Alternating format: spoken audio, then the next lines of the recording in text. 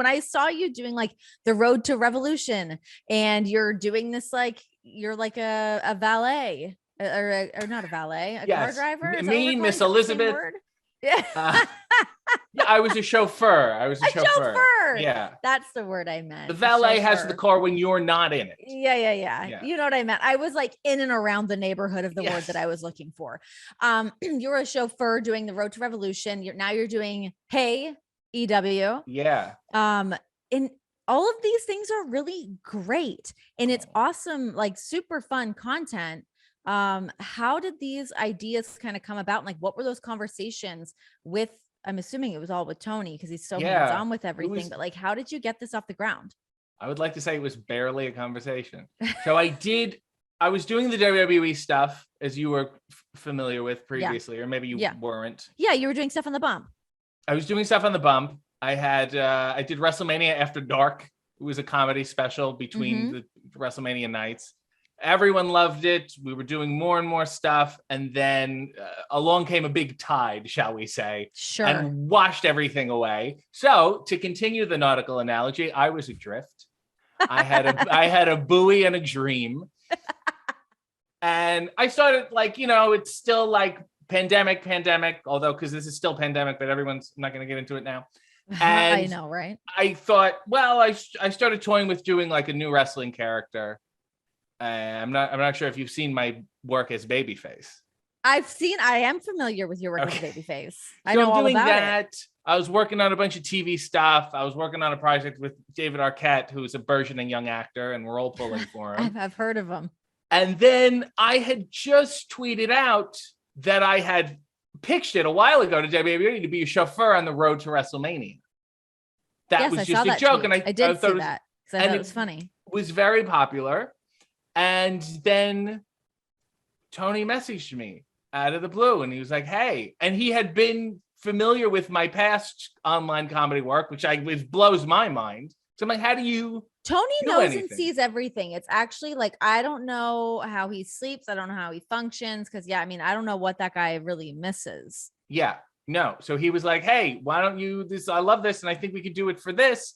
And then I also, maybe you could do some sit down interviews. I was like, oh my. And then we, start spitballing back and forth, a little like this, a little like this. And I'm like, okay, great. We'll be in touch. And then, you don't hear anything. And then you start freaking out that he must have thought it was a horrible idea. And then I got a message from Sanjay, I think. Yeah. Who I've known for a while. And we've always never gotten to work together. We've always tried and it doesn't work out. And then Kevin Sullivan, who edits not the wrestler, the wonderful wrestling editor, Kevin Sullivan. And he was like, well, what do you want to do? And I was like, I wrote an outline. I'm neurotic in a sense where like, I will lay everything out for you.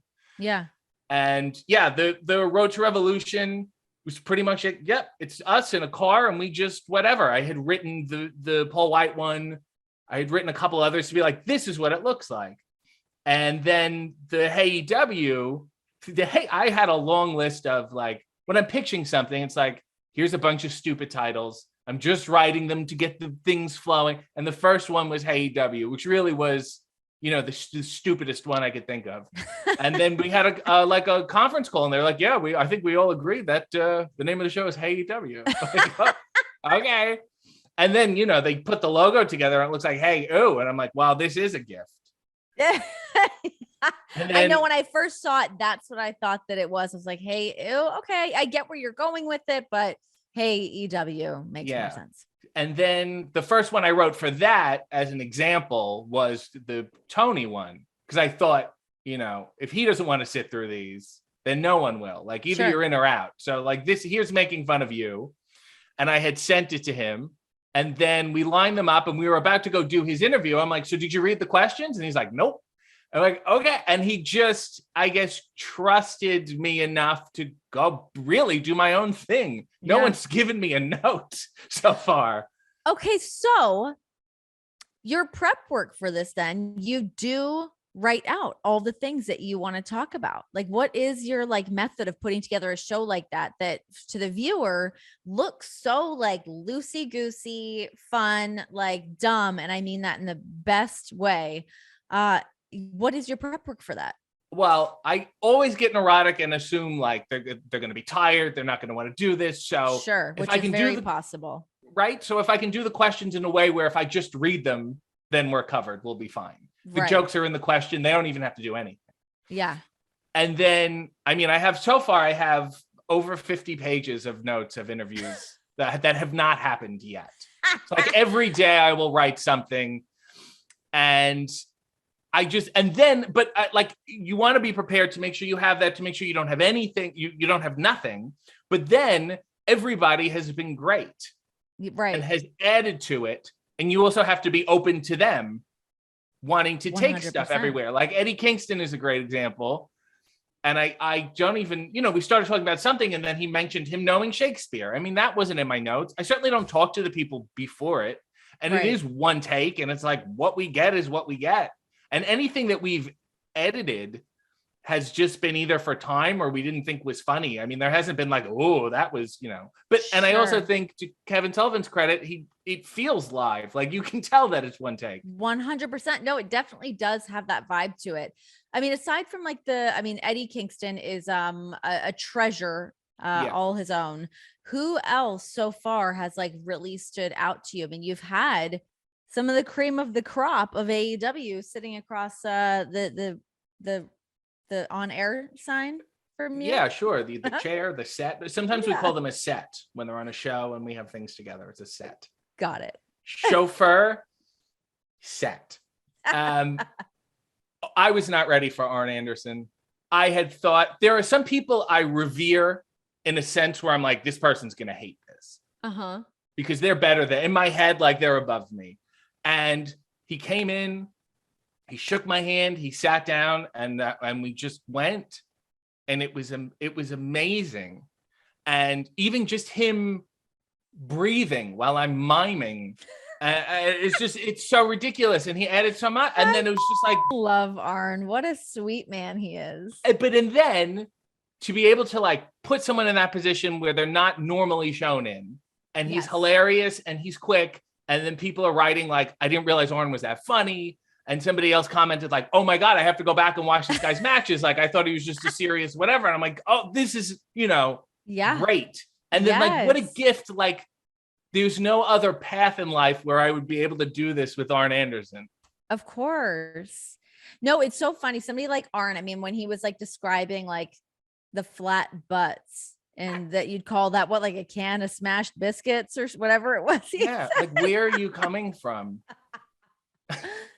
Oh, I love it. I love that you're getting to do this with AEW and that they're giving you the freedom, which I mean, it seems like they really do give people the freedom to come in and do the thing that they're good at and just like trust the talent to do their thing and let it be great. So it's really cool to watch. So my next question is, how do we revive Tuesday Night Titans? Because I know that you and I both really want to do Tuesday Night Titans. How do we make this happen? Well, what happened is after we had a tiff. Did we have a tiff online? Yeah, we sure did. Okay. We had a Twitter battle. Yeah. But so I did WrestleMania After Dark. They really liked it. And they're like, people are internally. I love how they use the word internal. It could mean absolutely anyone. Oh my God. I know. It could mean someone at catering said, hey, that was good. It means absolutely nothing. They're like, they're pushing, they want to do more. They maybe want to do a weekly thing. And it's like, well, okay, well, I'm not going to do that I'm not going to do a 90-minute show every week. Like, yeah. And then USA had started following me. Oh. And because my dream was to redo, I don't know if you're familiar with USA's Up All Night. No. It had Rhonda Shear and Gilbert Gottfried hosted it, and they would do interstitial comedy scenes in between. Soul, by the way. Yes, in between B movies. It would be like a late night block of B movies, and you would do like this comedy stuff in between. And I was like, well, let's just bring that back. That's fantastic. Yeah.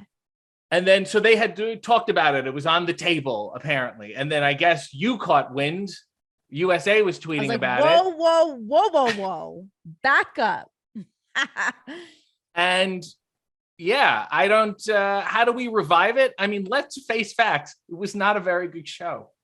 Okay. So maybe it was not a great show, but it had good bones, as we could say. I feel like there was something there Yeah. that could be built upon. Sure, but I don't think that's necessarily an original invention, like a talk show format and good personalities. My point is, I don't think we necessarily need the name either. You're locked into Tuesday nights, and then sure.